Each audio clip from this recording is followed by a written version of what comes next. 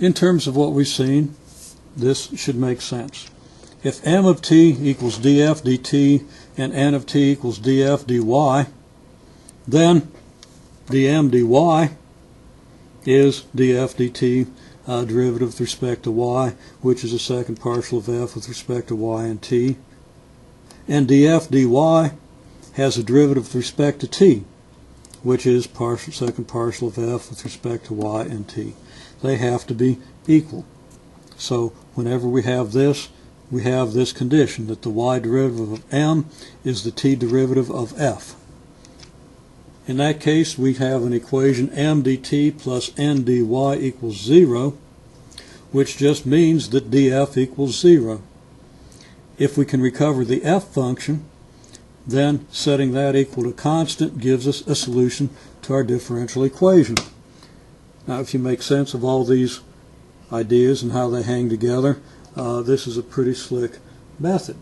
So this means that if we see something times dt plus something times, that should be dy over there. I think I've written it as dt.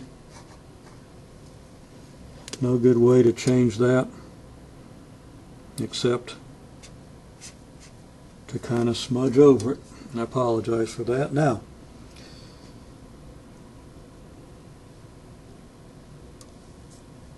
if this is our m function,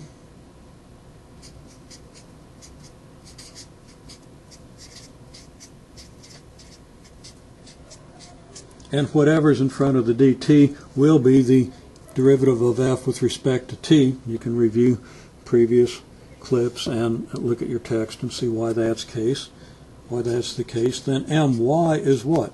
Well, square root of y, derivative is 1 over 2 square root of y.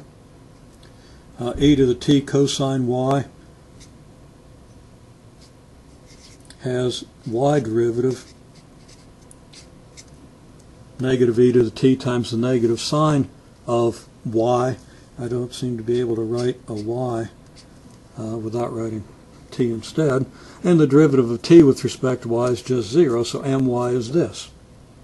Your n function is t over 2 square root of y plus e to the t sine y. If you go back to where this all comes from, we see that the n function is whatever goes in front of dy. And remember, I'm very possibly reversing the roles of m and n in this equation. The principle is the same, and if you understand the principle, that won't make any difference. So the t derivative of n is what? Well, t over 2 square root of y has derivative just 1 over 2 square root of y. The derivative of t is 1. And the derivative of e to the t is e to the t. So this is e to the t sine y. So these things are equal, meaning that this equation came from some mysterious source function f, and if we can just determine what that source function is, we can solve the equation.